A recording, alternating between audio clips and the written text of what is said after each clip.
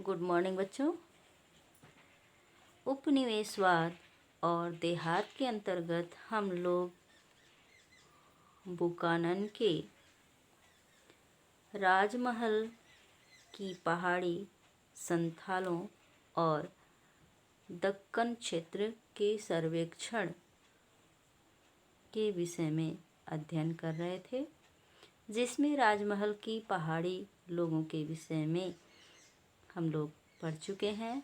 आज का हमारा टॉपिक है ब्रिटिश कंपनी व संथाल।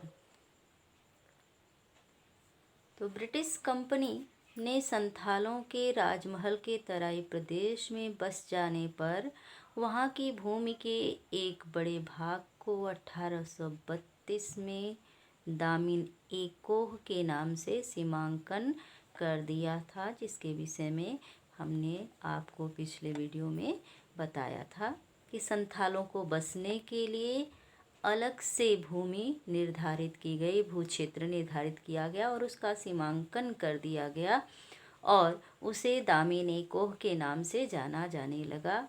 और ये यानी संथाल स्थायी कृषक बन गए।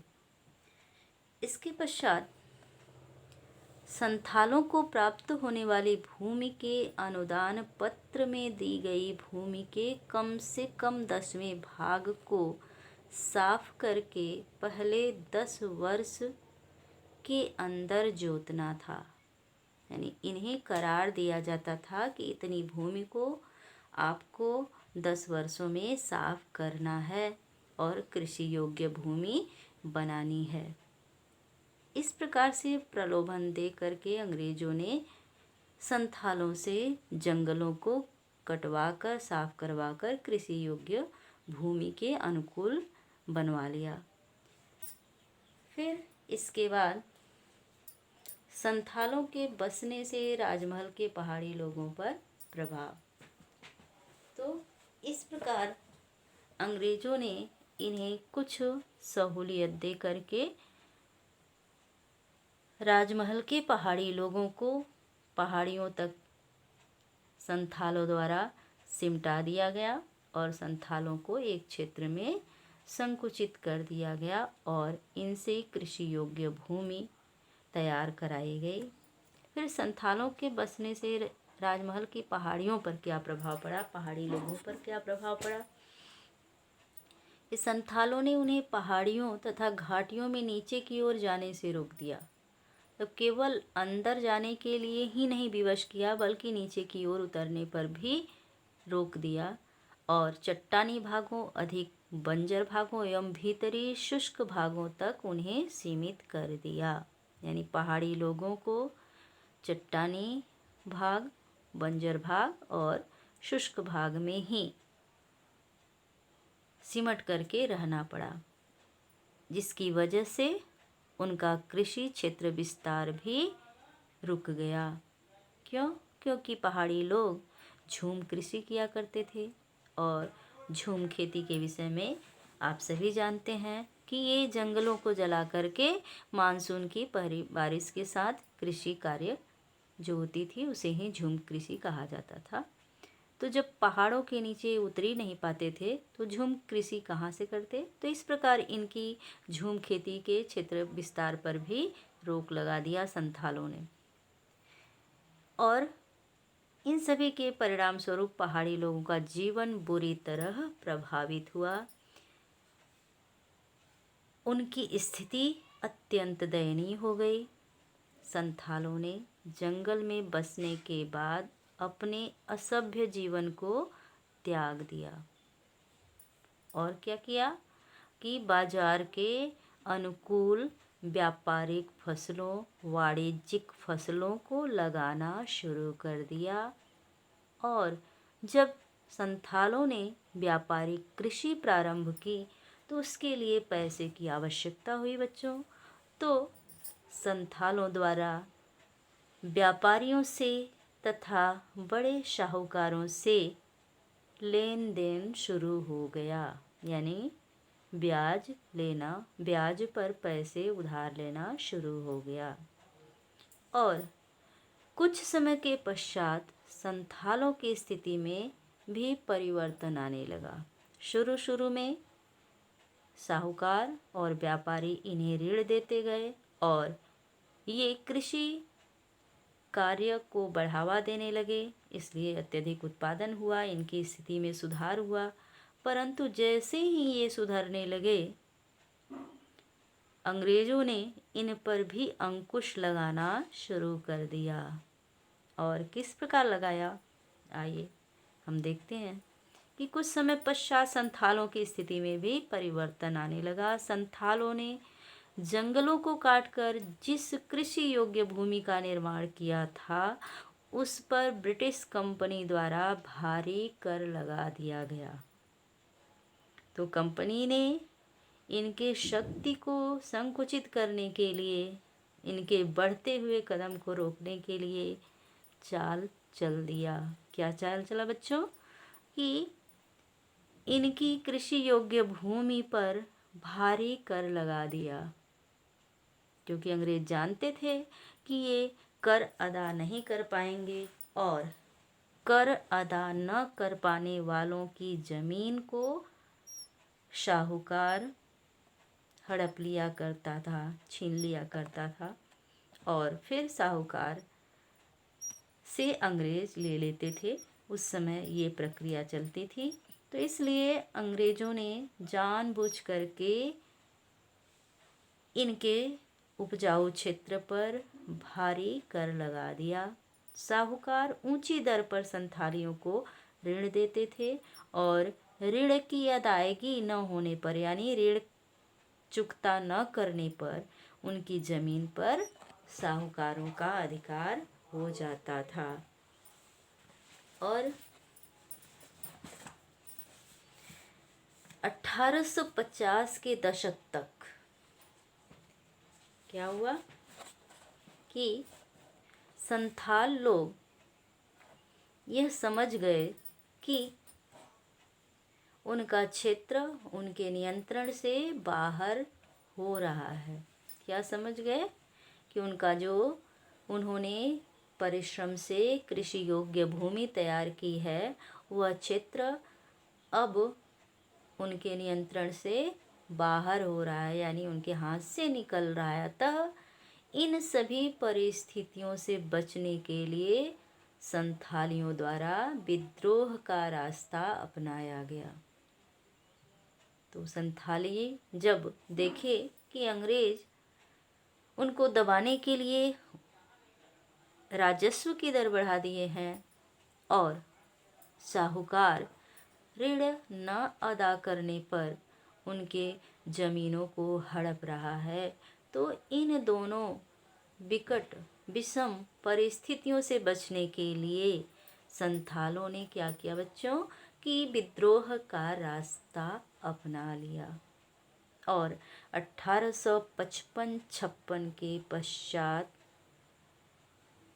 5500 वर्ग मील का क्षेत्र, जो आधुनिक भागलपुर और बीरभूम जिलों में से पड़ता है, लेकर संथाल परगने का निर्माण कर दिया गया। जब अंग्रेजों ने देखा कि संथाली अब उग्र रूप ले रहे हैं, तो उनको शांत करने के लिए क्या किया कि 5500 वर्ग मील का क्षेत्र, जो कहाँ पड़ता था? भागलपुर और बीरभूम जिले में, उसको सीमांकित कर दिया संथाल परगना का निर्माण करके, यानी संथालों के लिए एक परगना बना दिया गया, ताकि संथाली जो विद्रोह कर रहे हैं वो शांत हो जाएं। और औपनिवेशिक सरकार का यह मानना था कि संथालों के लिए नया परगना बनाने और उसमें कुछ विशेष कानून लागू करने से ये संतुष्ट हो जाएंगे। इसलिए सोच समझ करके अंग्रेजों ने अपनी चाल चली। अब अगला सर्वेक्षण जो बुकानन ने प्रस्तुत किया है वो है बम्बई दक्कन के देहाती क्षेत्र में विद्रोह। तो 19वीं सदी के समय भारत के विभिन्न प्रांतों के किसानों, साहूकारों द्वारा अनाज के व्यापारियों के विरुद्ध अनेक विद्रोह किए गए। तो ये जो जैसा कि अभी हमने बताया था कि साहूकार क्या करते थे, ऊंचे दर पर किसानों को ऋण दिया करते थे और यही प्रक्रिया व्यापारी भी क्या करते थे। इसलिए विभिन्न प्रांतों में किसानों द्वारा इनके विरुद्ध विद्रोह प्रारंभ हो गया और ऐसा ही एक विद्रोह पश्चिम भारत में बम्बई के दक्कन क्षेत्र में 1875 में हुआ। 1875 में दक्कन क्षेत्र में होने वाले विद्रोह को इतिहास में दक्कन विद्रोह के नाम से जाना जाता है और यह आंदोलन पूना जिले के सपा नामक गांव से प्रारंभ हुआ था। पूना जिले के सपा नामक, कहीं कहीं पर सुपा भी लिखा रहता है, सपा या सुपा नामक गांव से प्रारंभ हुआ था, क्योंकि सुपा गांव जो था वह विपणन का प्रमुख केंद्र था और यहीं पर रहकर के साहूकार और व्यापारी ग्रामीणों को यानी रैयतों को ऋण दिया करते थे और आसपास के ग्रामीण क्षेत्र के रैयत 12 मई 1875 को एकत्र होकर साहूकारों से उनके बही खातों व ऋण बंधों की मांग करते हुए उन पर हमला कर दिया। तो बच्चों, सुपा गांव में विद्रोह होने का कारण क्या था कि यहीं पर रह करके साहूकार और व्यापारी किसानों को ऊंचे ब्याज दर पर ऋण दिया करते थे और बही खातों में गड़बड़ी किया करते थे, ऋण बंधों को इधर उधर कर दिया करते थे। इसलिए जब किसान तंग आ गए इनके कर्मों से तो किसानों ने इन पर हमला बोल दिया और बही खातों को जलाने के साथ ही इनके घरों में भी आग लगा दी। और यह घटना कब की है? 12 मई 1875 की है। और रैयतों को ऋणदाताओं, रैयत मतलब किसान, तो रैयतों को ऋणदाताओं विशेषकर साहूकारों द्वारा दिए जाने वाले ऋणों पर अधिक ब्याज का लगाया जाना इस विद्रोह का कारण बना। और ब्याज किस प्रकार ये लोग लगाते थे इसका उल्लेख बुकानन ने किया है कि उदाहरण के लिए कि एक ऋणदाता 100 रुपये पर 100 रुपये मूलधन और उस पर ब्याज कितना लेता था? 200 रुपये। तो इस प्रकार ये साहूकार जो होते थे रैयतों को मूर्ख बनाने का कार्य करते थे और रैयत जब लगान नहीं चुका पाता था, ब्याज नहीं अदा कर पाता था, तो पहले तो साहूकार जमीन को हड़प लेता था, तत्पश्चात अंग्रेज जमीन पर कब्जा कर लेते थे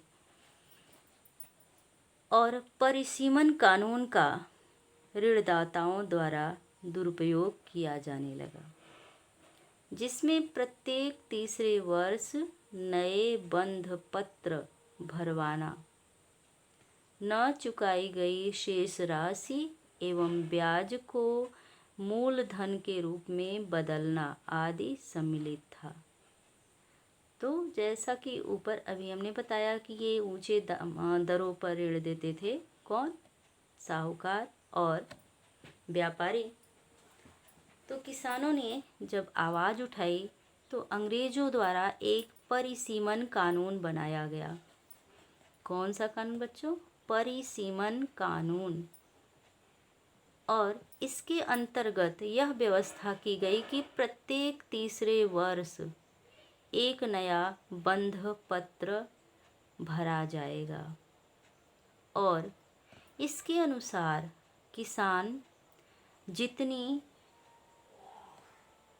ऋण को नहीं चुकाया होगा, यानी जितना उसका ब्याज शेष होगा, वह और मूलधन जो रहेगा वह अलग अलग ही रहेगा।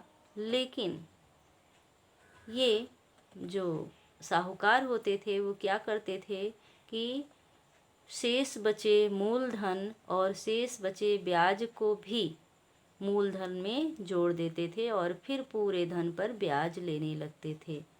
यानी कि परिसीमन कानून का भी साहूकारों द्वारा उल्लंघन किया जा रहा था, जबकि यह व्यवस्था थी कि केवल ब्याज पर मूलधन पर ही ब्याज लिया जाएगा, ब्याज पर ब्याज नहीं लिया जाएगा। किंतु साहूकारों द्वारा चक्रवृद्धि ब्याज लेना आरंभ हो गया था, इसलिए किसानों ने विद्रोह किया। और साथ ही ऋण चुकाए जाने के बावजूद ऋणदाताओं द्वारा रसीद न दिया जाना दक्कन विद्रोह का कारण बना। और बंध पत्रों में फर्जी आंकड़ा भरा जाना, तब फर्जी आंकड़ा ये लोग भर देते थे। किसान अगर 100 रुपये जमा करता था तो ये 50 लिख देते थे या 75 लिख देते थे, या कभी वैसे ही अंगूठा लगवा लेते थे और पैसा नहीं भरा जाता था, यानी पूरा का पूरा ऋण बकाया। तो क्योंकि किसान पढ़े लिखे नहीं होते थे, इसलिए साहूकार उन्हें ठगते थे, उल्लू बनाते थे। तो ऋणदाताओं का रैयतों के प्रति यह जो संवेदनहीन रवैया था, जबरदस्ती वसूली करना, संपत्ति जब्त करना एवं देहात की प्रथाओं का उल्लंघन करना। देहात में यह प्रथा थी कि ब्याज लेना जो है वह धर्म के खिलाफ कार्य है, किंतु इन सभी का साहूकार उल्लंघन कर रहे थे। ये सभी बातें रैयतों द्वारा अपने दुख के कारणों में नई दस्तावेज व्यवस्था को समझा जाता था। तब रैयत इसे अपने दुख का कारण मानती थी, साहूकार द्वारा किए जाने वाले व्यवहार को। इसलिए रैयतों द्वारा 1875 में पूना के सुपा गांव में विद्रोह प्रारंभ हुआ और दक्कन का विद्रोह पूना से लेकर अहमदनगर तक फैल गया। मात्र 2 महीने के अंदर 6500 वर्ग किलोमीटर क्षेत्र इस विद्रोह का केंद्र बन गया। जो विद्रोह एक छोटे से गांव से प्रारंभ हुआ था, वह अब 6500 वर्ग किलोमीटर क्षेत्र के दायरे में फैल गया। इन गतिविधियों से घबराकर अधिकांश साहूकारों ने गांव छोड़ दिया। तो जनता के समक्ष साहूकारों को झुकना पड़ा। साहूकार गांव छोड़ करके भागने पर विवश हो गए और ब्रिटिश शासन की बंगाल से भारत के अन्य भागों में फैलने के साथ ही नई राजस्व प्रणालियां भी लागू की गई। क्या हुआ बच्चों कि इधर दक्कन में विद्रोह हो रहा था और उधर ब्रिटिश सरकार की शक्ति बढ़ती जा रही थी, क्षेत्रफल बढ़ता जा रहा था और भू राजस्व व्यवस्था में नई नई प्रणालियां अपनाई जा रही थी। और बंगाल में, जैसा कि हम पिछले वीडियो में बता चुके हैं, कि बंगाल और बिहार में इस्तमरारी बंदोबस्त या स्थायी बंदोबस्त लॉर्ड कॉर्नवालिस द्वारा लागू किया गया था। और इस बंदोबस्त के अंतर्गत निश्चित समय पर, निश्चित धन, निश्चित डेट में कंपनी के खाते में जमा करना होता था। तो ये व्यवस्था जो थी, ये बंगाल और बिहार में लागू थी। और यह बंदोबस्त जो किया गया था पूरे ब्रिटिश क्षेत्र में नहीं किया गया था। भारत ब्रिटिश क्षेत्र में यह व्यवस्था नहीं थी। तो दक्कन प्रदेश में अंग्रेजों द्वारा एक राजस्व प्रणाली की एक नई व्यवस्था लागू की गई, जिसे रैयतवाड़ी प्रणाली के नाम से जाना जाता है। बच्चों, मद्रास और बम्बई में भू राजस्व की स्थापित व्यवस्था, यानी केवल बम्बई में ही नहीं, यह व्यवस्था फिर आगे चल कर के मद्रास में भी अंग्रेजों ने लागू की। तो मद्रास और बम्बई में भू राजस्व की स्थापित इस नई व्यवस्था को रैयतवाड़ी व्यवस्था के नाम से जाना जाता है। रैयतवाड़ी व्यवस्था यानी भू राजस्व व्यवस्था। ये रैयतवाड़ी व्यवस्था क्या थी बच्चों? भू राजस्व व्यवस्था का एक नया तरीका था। इसका पहला तरीका भू राजस्व वसूल करने का, जो बंगाल और बिहार में अंग्रेजों द्वारा लागू किया गया, वह क्या था? स्थायी बंदोबस्त या इस्तमरारी बंदोबस्त। और अब जो नई व्यवस्था अंग्रेजों ने बम्बई और मद्रास में लागू की, उसे क्या नाम दिया? रैयतवाड़ी बंदोबस्त या रैयतवाड़ी व्यवस्था। और इसमें जमीन का स्वामी उन्हें ही स्वीकार किया गया जिनके पास जमीन थी। यानी इसमें जमीन की स्थायी बंदोबस्त और रैयतवाड़ी बंदोबस्त में यह अंतर है कि स्थायी बंदोबस्त के अंतर्गत ऊंची बोली लगाने वाले व्यक्ति को उस क्षेत्र का जमींदार घोषित कर दिया जाता था, जबकि रैयतवाड़ी व्यवस्था में जिनके पास जमीन थी, जमीन का स्वामी उन्हें ही स्वीकार किया गया। यह दोनों व्यवस्थाओं में अंतर है, लेकिन दोनों ही व्यवस्थाएं किससे संबंधित हैं बच्चों? भू राजस्व से संबंधित हैं। और जिनके पास जमीन थी उन्हें मिरसदार या किसान कहा जाता था। क्या कहा जाता था बच्चों? मिरसदार या किसान। राज्य ने इनके साथ सीधा संबंध स्थापित किया। तब स्थायी बंदोबस्त में क्या व्यवस्था थी कि लगान वसूल करने का काम जमींदार वर्ग द्वारा किया जाता था। और रैयतवाड़ी व्यवस्था में रैयत का सीधा संबंध राज्य से होता था, यानी रैयत स्वतः राजस्व को जमा कर सकती थी। इसमें कोई मीडिएटर नहीं होता था। और उन्हें जमीन से होने वाली आय का आधा भाग लगान के रूप में देना होता था। तब इसमें यह व्यवस्था नहीं थी स्थायी बंदोबस्त की तरह कि निश्चित राशि ही निश्चित समय पर जमा करनी होगी, बल्कि इस व्यवस्था में रियायत बरतते हुए अंग्रेजों ने यह व्यवस्था की कि उपज का आधा भाग लगान के रूप में रैयत को जमा करना होगा। और इस व्यवस्था में लगान की राशि निश्चित नहीं थी, बल्कि इसमें समय समय पर वृद्धि करने का प्रावधान किया गया था। तब जैसा उपज होगा उसको देखते हुए राजस्व राशि में, राजस्व राशि की दर में वृद्धि की जाएगी, ऐसी व्यवस्था अपनाई गई थी। और लगान नहीं दे पाने की स्थिति में भूस्वामी को अपनी जमीन से हाथ धोना पड़ सकता था। तब इस व्यवस्था में कोई परिवर्तन नहीं था दोनों व्यवस्थाओं में। भू राजस्व व्यवस्था के दोनों व्यवस्थाओं यानी स्थायी बंदोबस्त और रैयतवाड़ी बंदोबस्त, दोनों व्यवस्थाओं में यह व्यवस्था थी कि लगान समय पर जमा न करने वालों की जमीन क्या होगी, अंग्रेज हड़प लेंगे, यानी अंग्रेजों की हो जाएगी। लेकिन स्थायी बंदोबस्त में क्या होता था कि जमींदारियां नीलाम हो जाती थी।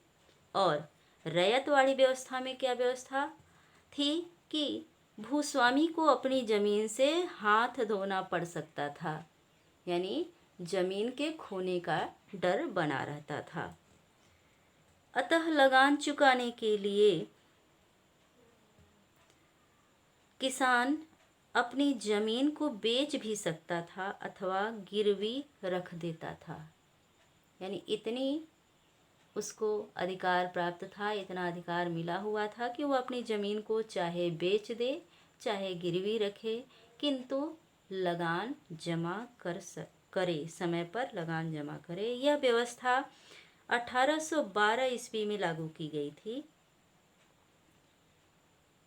यानी कि रैयतवाड़ी व्यवस्था कब लागू की गई थी, 1812 में।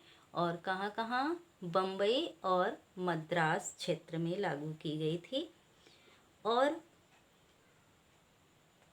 लगान की राशि की अनिश्चितता एवं इसकी अधिक दर से भूस्वामियों को अत्यधिक कष्ट हुआ और उन्हें लगान वसूलने वाले कर्मचारियों के अत्याचारों को भी सहना पड़ता था।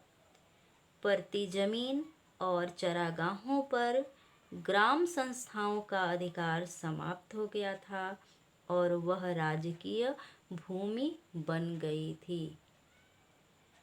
इस व्यवस्था से कंपनी को अधिक लाभ हुआ। तब दोनों ही व्यवस्थाओं से, अभी आपने दोनों व्यवस्थाओं का अध्ययन किया, दोनों से ही एक तरफा लाभ हुआ। किसको लाभ मिला? केवल कंपनी को लाभ मिला। कंपनी की आय बढ़ी और किसानों को जमीन खोने का खतरा बन गया। इसके पश्चात रैयतवाड़ी व्यवस्था के पश्चात अंग्रेजों ने भू राजस्व के क्षेत्र में एक नई प्रणाली और चलाई थी बच्चों, जिसे महालवाड़ी व्यवस्था कहा जाता है, जिसका उल्लेख आपके इस चैप्टर में नहीं दिया है, किंतु पेपर में पूछ सकता है, इसलिए हम उसके विषय में संक्षिप्त प्रकाश डाल दे रहे हैं। अगली व्यवस्था जो थी भू राजस्व से संबंधित व्यवस्था, उसे महालवाड़ी व्यवस्था के नाम से जाना जाता है, जो कि 1801 ईस्वी में अवध क्षेत्र में तथा 1803 ईस्वी में मराठों से प्राप्त क्षेत्रों में लागू की गई थी। तो महालवाड़ी व्यवस्था कहाँ लागू की गई थी बच्चों? अवध में और मराठों द्वारा प्राप्त हुए क्षेत्र में क्रमशः 1801 और 1803 ईस्वी में लागू की गई थी। यह जमींदारी व्यवस्था का संशोधित रूप था। लगान निर्धारण के लिए महाल यानी गांव या क्षेत्र विशेष को आधार बनाया गया। मोहल्ला शब्द इसी से निकला हुआ है, महाल या मोहल्ला। तो महाल या गांव या क्षेत्र विशेष को लगान निर्धारण के लिए आधार बनाया गया और महाल में रहने वाले सभी किसानों पर सामूहिक रूप से लगान चुकाने का उत्तरदायित्व था। यानी महालवाड़ी व्यवस्था जो थी वह कैसी व्यवस्था थी? सामूहिक व्यवस्था थी। इसमें सभी किसानों को सामूहिक रूप से लगान चुकाना पड़ता था और जमीन पर किसान का व्यक्तिगत अधिकार नहीं होता था, बल्कि पूरे महाल का अधिकार होता था। तो जमीन किसी एक व्यक्ति की नहीं होती थी, बल्कि पूरे महाल यानी गांव की होती थी और पूरे ग्रामवासियों का उत्तरदायित्व था कि वो समय पर लगान जमा करें। और लगान वसूली का काम ग्राम प्रधान और जमींदार करता था। तो महालवाड़ी व्यवस्था में लगान वसूली का काम अंग्रेजों ने किसे सौंपा बच्चों? ग्राम प्रधान और जमींदार को सौंप दिया। पंजाब में इस व्यवस्था का ही संशोधित रूप लागू किया गया। 1833 में अनेक गांवों को मिलाकर महाल बनाए गए और गांववार तथा महालवार लगान निश्चित कर दिया गया। यह योजना बर्ड योजना के नाम से विख्यात हुई। यानी महालवाड़ी व्यवस्था जो है उसे बर्ड योजना भी कहते हैं। यह योजना मुख्यतः उत्तर पश्चिमी प्रदेश में लागू की गई थी और इन सभी योजनाओं का क्या परिणाम हुआ, इस पर अब हम शॉर्टकट प्रकाश डाल दे रहे हैं। कौन कौन सी योजनाएं? स्थायी बंदोबस्त या इस्तमरारी बंदोबस्त, रैयतवाड़ी बंदोबस्त या रैयतवाड़ी प्रणाली और महालवाड़ी प्रणाली या बर्ड योजना। तो अंग्रेजी भू राजस्व की ये जो तीनों नीतियाँ थी, योजनाएं थी, उसके क्या परिणाम हुए बच्चों, उस पर हम प्रकाश डाल दे रहे हैं। अंग्रेजी सरकार द्वारा लागू की गई प्रत्येक भू राजस्व नीति का मुख्य लक्ष्य क्या होता था?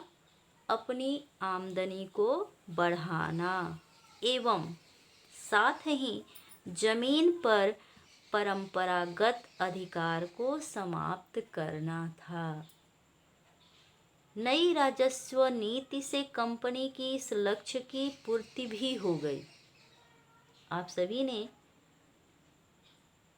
पढ़ा है, देखा है, सुना है कि किस तरह से विभिन्न सीरियलों में, पिक्चरों में दिखाया जाता है किस तरह से साहूकार लोग अनपढ़ किसानों से अंगूठा लगवा लेते थे और साहूकार वर्ग क्या होता था? अंग्रेजों का चमचा होता था और साहूकारों से ज़मीनें अंग्रेजों तक पहुंच जाती थी। अंग्रेज हड़प लेते थे इन प्रकारण किसी भी प्रकार से। तो इस प्रकार क्या हुआ? अंग्रेजों को पैसा भी प्राप्त हुआ और ज़मीन भी प्राप्त हो गई। और दूसरा जो लाभ अंग्रेजों को मिला, भारत से कच्चे माल का निर्यात। सरकार को भारत से अनाज एवं कच्चे माल का निर्यात करने की सुविधा मिल गई, जिनकी इंग्लैंड में अत्यधिक आवश्यकता थी, परंतु भारतीय आर्थिक एवं सामाजिक स्थिति पर इसका विनाशकारी प्रभाव पड़ा, क्योंकि यहाँ से कच्चे माल के रूप में कृषि क्षेत्र से जो चीज़ें जाती थी उसका बना बनाया माल बाजार में सस्ते दामों पर बिकने लगता था। इसलिए भारत के व्यापारिक वर्ग जो थे उनको घाटा होने लगा और धीरे धीरे उनका व्यापार नष्ट हो गया। और तीसरा जो प्रभाव पड़ा, जमीन का हस्तांतरणीय बनना। सरकारी नीतियों के परिणाम स्वरूप जमीन हस्तांतरणीय बन गई। कृषक खेतिहर मजदूर बनने लगे एवं महाजन और मध्यम वर्ग के लोग भूमिपति बन बैठे। कैसे बच्चों? जो पैसा उधार देते थे वो क्या करते थे? किसानों से अंगूठा लगवा लेते थे और उनकी ज़मीन हड़प लेते थे। इस प्रकार जो साहूकार वर्ग था, व्यापारी वर्ग था, वो जमींदार हो गया और जिसका ज़मीन पर अधिकार था वो क्या हो गया? ज़मीन विहीन हो गया, यानी उसकी ज़मीन खो गई। तो इसका अगला लाभ क्या मिला? किसानों का शोषण होने लगा अंग्रेजों द्वारा और नई भूमि व्यवस्था ने किसानों और कृषि की अवस्था दयनीय बना दी। किसानों पर जमींदारों के अत्याचार बढ़ गए, उन्हें बेगारी करनी पड़ी और लगान नहीं चुकाने की स्थिति में जमीन का अधिकार खोना पड़ा। छोटे छोटे टुकड़ों में जमीन के बंटने से उत्पादन में कमी हो गई, जिसका दुष्परिणाम यह हुआ कि किसानों की हालत अत्यंत दयनीय हो गई। यानी हर तरह से किसानों को ही भुगतना पड़ा। इन नीतियों का दुष्परिणाम किसानों पर ही पड़ा। और अगला परिणाम यह हुआ कि समाज में एक नए वर्ग का उदय हुआ, जो जमींदार वर्ग के नाम से जाना गया। यह जमींदार वर्ग जो था वह साधन संपन्न एवं शक्तिशाली वर्ग था, जो ब्रिटिश सरकार का समर्थक था एवं किसानों का शोषण करता था। इसलिए 18वीं शताब्दी के उत्तरार्ध से भारत के विभिन्न भागों में किसानों के विद्रोह आरंभ हो गए और 19वीं शताब्दी के अन्य विद्रोहों को भी किसानों का समर्थन प्राप्त होने लगा। तो इस प्रकार हम देखते हैं कि ये सारी व्यवस्थाएं आगे चल कर के भारतीयों में राष्ट्रीयता की भावना को विकसित करने में सहायक सिद्ध हुई।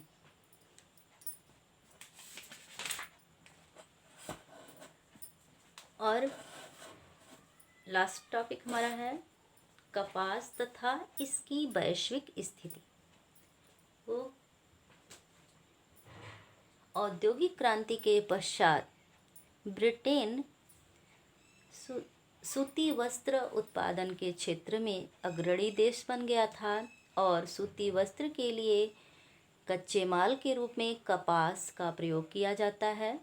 और यह कपास 1860 के दशक तक ब्रिटेन में अमेरिका से 3/4 भाग आता था।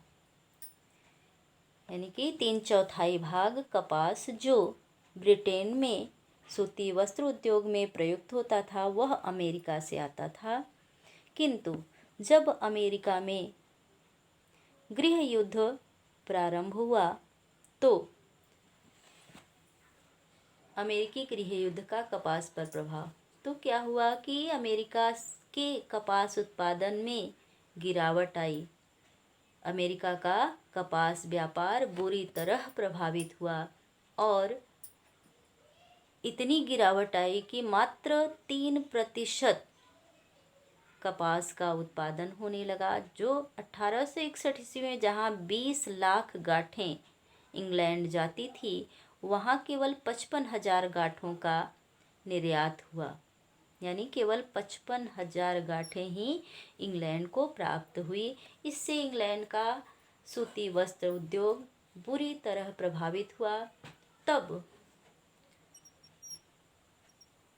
ब्रिटेन में अधिक मात्रा में कपास निर्यात करने का संदेश ब्रिटिश उपनिवेशों में भेजा गया और इसी के तहत बम्बई में कपास व्यापारियों ने कपास आपूर्ति को बढ़ाने के लिए कपास उत्पादन जिलों का सर्वेक्षण किया और 1864 के मध्य कपास उगाई जाने वाले क्षेत्रों की संख्या दुगनी हो गई। 1860 से यह कार्य प्रारंभ हुआ था और क्योंकि 1861 में ही अमेरिकी गृह युद्ध प्रारंभ हुआ था तो गृह युद्ध की स्थितियां जो पहले से बन रही थी उससे कपास उत्पादन बुरी तरह प्रभावित हो रहा था और इंग्लैंड को इसकी चिंता थी कि कपास कहाँ से मंगाया जाए। तो 1860 में ही इसके लिए विभिन्न संगोष्ठियाँ की गई थी।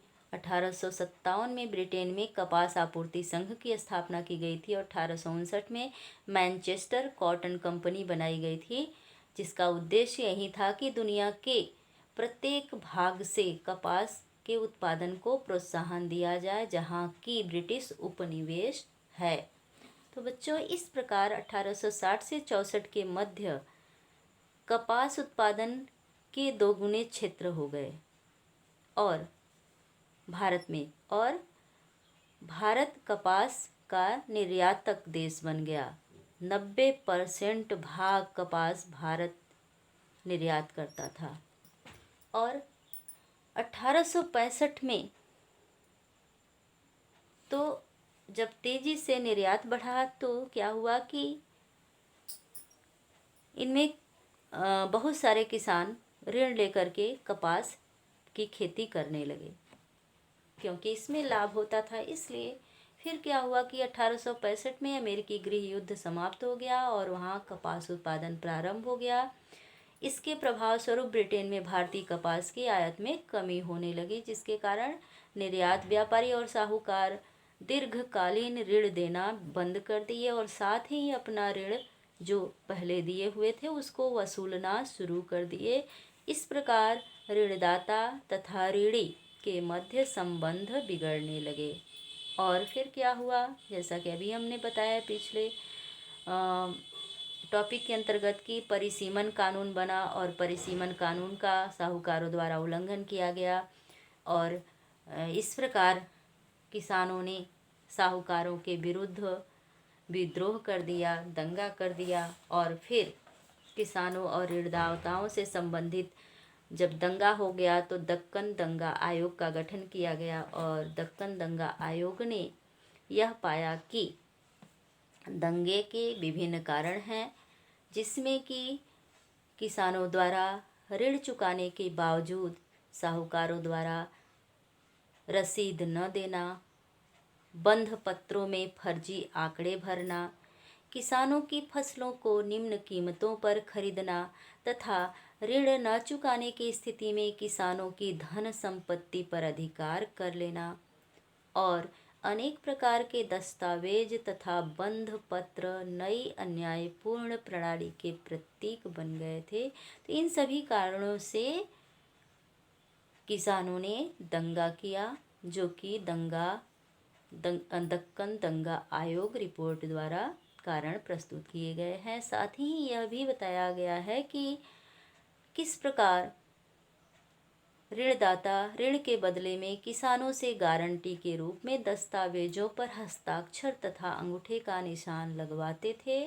किसानों को लिखने पढ़ने का ज्ञान न होने की स्थिति में उन्हें यह ज्ञान नहीं हो पाता था कि जिस दस्तावेज पर ऋणदाता अंगूठे का निशान लगवा रहे हैं वह दस्तावेज कैसा है, यानी कि वह ऋण वाला ही दस्तावेज है या उनकी ज़मीन को हड़पने वाला दस्तावेज है। ऐसा किसान शुरू में नहीं समझ पाता था, किंतु जब उसकी ज़मीन खो जाती थी तब उसको पता लगता था कि उसकी ज़मीन साहूकार की हो गई है। इसलिए किसानों में आक्रोश व्याप्त था और किसानों ने साहूकारों के विरुद्ध दंगा किया और भारत सरकार के दबाव स्वरूप बम्बई की सरकार ने दक्कन दंगा की कारणों की जांच पड़ताल करने के लिए दक्कन दंगा आयोग का गठन किया था और इसकी रिपोर्ट 1878 में ब्रिटिश पार्लियामेंट में भी प्रस्तुत की गई थी। 1875 में दंगा हुआ था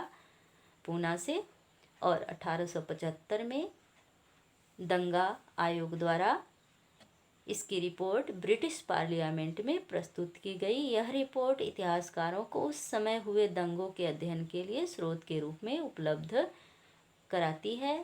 दंगा हुए जिलों में छानबीन कराई इस आयोग ने और रैयत वर्गों, साहूकार वर्गों और चश्मदीद गवाहों के बयान दर्ज किए।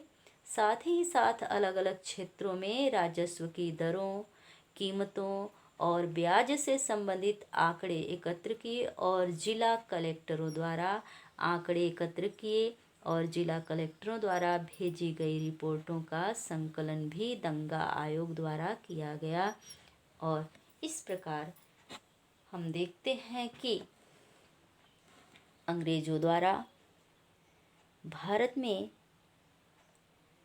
केवल अपना लाभ कमाने के लिए साम दाम दंड भेद सभी प्रकार की नीतियां अपनाई गई। और इसी के साथ ही यह चैप्टर भी समाप्त हुआ।